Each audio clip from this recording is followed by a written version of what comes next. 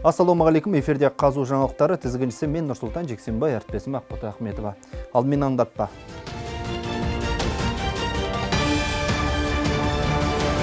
Әл-Фараби атындағы Қазақ ұлттық университетіне Түркияның экс-президенті Абдулла Гүл келді. Құрметті мейман саяси саладағы көп жылдық тәжірибесімен бөлісіп, студенттердің сауалына жауап берді. Шараға кімдер қатысты?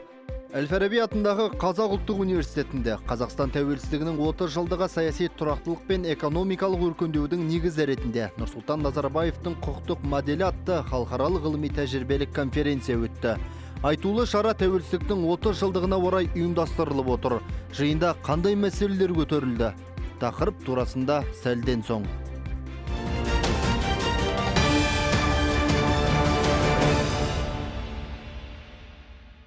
Әл-Фараби атындағы Қазақ ұлттық университетіне Түркияның экс-президенті Абдулла Гүл келіп, университеттің оқытушы профессорлармен және студенттермен кездесу өткізді.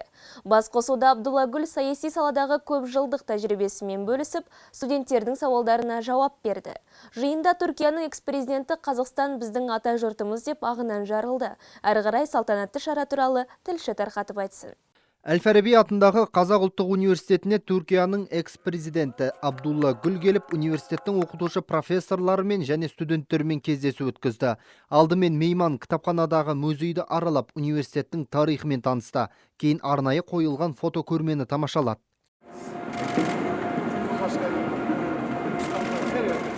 Айтулы шараға Әл-Фараби атындағы қазудың басқарма төрағасы ректоры Жансейіт Түймебаев, Олжас Сүлейменов, Смағұл Елубай, Марат Тоқашбаев, Қали Сәрсенбай, Сәбит Шілдебай сынды зиялы қауым өкілдері, дипломаттар мен бақ өкілдері қатысты. Шара басында сөз сөйлеген Жансейіт Түймебаев құрметті мейманға университетке келгендігі үшін алғысын айтып, Қазақстан мен Түркияның көп жылдық жемісті ынтымақтастығының маңыздылығын атап өтті. Қазақстан мен Түркия бауырлас мемлекет. Екі елдің қарым-қатынасы тәуелсіздікке дейін басталған. 1992 жылы Қазақстан мен Түркия мемлекеттері ресми түрде дипломатиялық қарым-қатынас орнатты. Сондықтан біз үшін тәуелсіздіктің 30 жылдығына орай және алдағы екі ел ынтымақтастығының 30 жылдығы аясында Түркия Республикасының 11-ші президенті Абдулла Гүл мырзаның университетімізге келгені айрықша мәртебе. Қазақстанға жұмыс сапарымен келген Түркияның экс-президенті Абдулла Гүл жиналғандарды тәуелсіздіктің 30 жылдығымен құттықтап, ыстық лебізін білдірді. Қазақстан біздің ата жұртымыз. Баршаңызды тәуелсіздіктің 30 жылдығымен құттықтаймын. Қазақстанның жетістіктерін біз Қазақстан Республикасының тұңғыш президенті Нұрсұлтан Назарбаевтың есімімен тығыз байланыстырамыз. Бүгінде елдеріңіз әлемдік қауымдастықта лайықты орын алып отыр. Бұл Нұрсұлтан Әбішұлының үлкен еңбегі. Ол халық пен елдің игілігі үшін көптеген шараларды ұйымдастырып, Қазақстанды жаңа деңгейге көтерді. Бүгінде ұлт көшбасшысының сара жолын мемлекет басшысы Қасым-Жомарт Кемелұлы Тоқаев абыроймен жалғастырып келеді. Ал қазір дәл менің артымда Абдулла Гүл өзінің саяси саладағы тәжірибесімен бөлісіп студенттердің сауалына жауап беруде. Шара соңында Абдулла Гүлге Әл-Фараби атындағы Қазақ ұлттық университетінің құрметті профессоры атағы берілді. Сондай-ақ университет ректоры Жансейіт Түймебаев мейманды Әл-Фараби алтын медальмен марапаттады.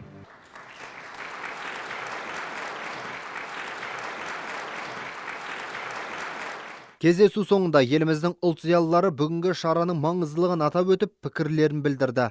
Мәселен, мемлекет және қоғам қайраткері Олжас Сүлейменов Абдулла Гүлдің президент болған кездегі Түркияның қалай дамығандығы туралы ойын ортаға салды.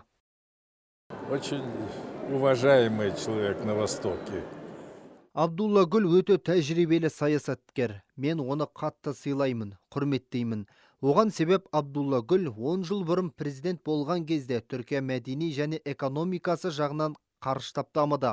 Осылайша Түркия Республикасы әлемдік сахнада жоғары деңгейге көтерілді. Сондықтан Абдулла Гүлдің Түркия мемлекеті үшін атқарған жұмысы өлшеусіз. Қазақстан Республикасының 30 жылдығының қарсаңында бір үлкен шара өтті деуге болады. Бұл шара жалпы тек қана қазақтың емес, жалпы түріктің тарқамайтын тойы басталғанын байқатады. Осыдан бірнеше күн бұрын түрік мемлекеттерінің ұйымы құрылды. Бұл уақиға біздің еңсемізді көтерді. яғни Қазақстанның 30 жылдығын біз бір жалпы түрік деңгейіндегі ұлы тоймен бастадық. Ылайым түркілердің тойы тарқамағай дегім келеді. Еске сала кетейік, Абдулла Гүл 2002-2003 жылдар аралығында Түркияның премьер-министрі, кейін премьер-министрдің көмекшісі, шетел істері министр қызметін абыроймен атқарған. Ал 2007-2014 жылдар аралығында Түркияның президенті болды.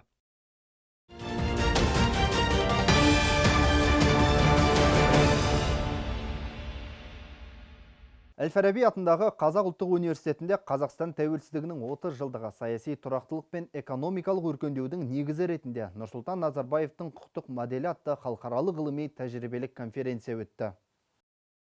Жиынның мақсаты Қазақстан Республикасы тәуелсіздігінің қалыптасуы мен дамуы мәселелерін талқылау. Айтулы шара тәуелсіздіктің 30 жылдығына орай ұйымдастырылып отыр. Конференцияға Әл-Фараби атындағы Қазудың басқарма төрағасы ректоры Жансейіт Түймебаев, Қазақстан Республикасының Конституциялық кеңесінің төрағасы Қайрат Мәми, Нұрсұлтан Назарбаев қорының атқарушы директорының орынбасары Игорь Рогов, Түркия Республикасының Конституциялық сотының төрағасы Арслан Зухту, сот және атқарушы билік органдары мен азаматтық қоғам институттарының өкілдері, сарапшылар және жоғары оқу орнының оқытушы ғалымдары мен студенттер қатысты.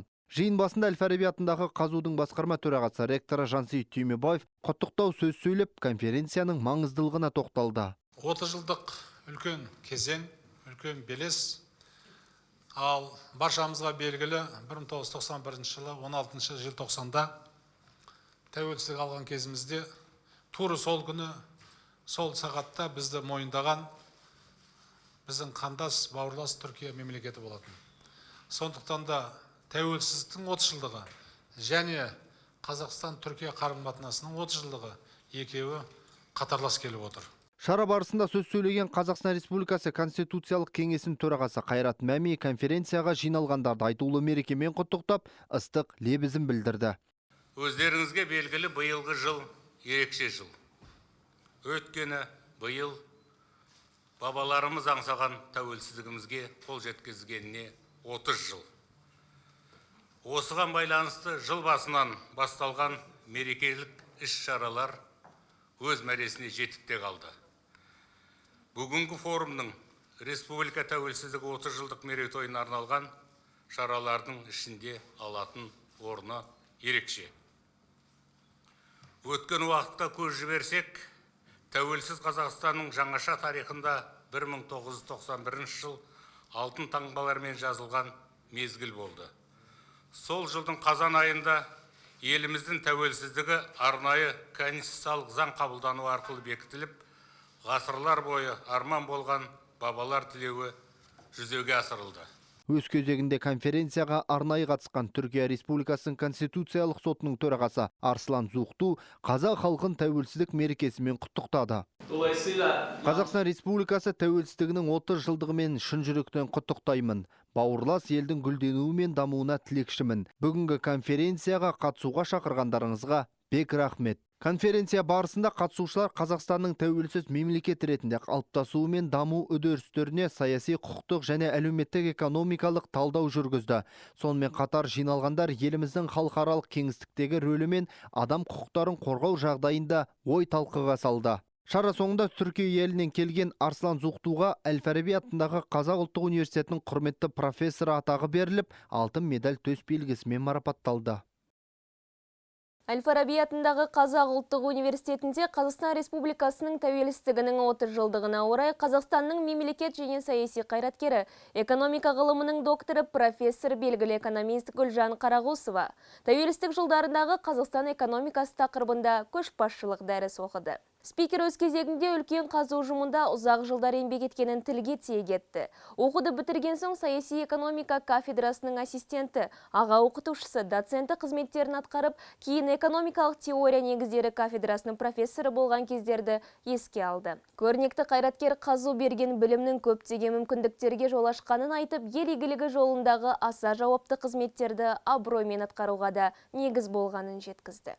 Все, чего я достигла, это, как я все время говорю. Студенттік кезім осы университетте өтті. Менің осындай тұлға болып қалыптасуыма атсалысқан анам мен әжем, сондай-ақ осы жоғарғы оқу орны.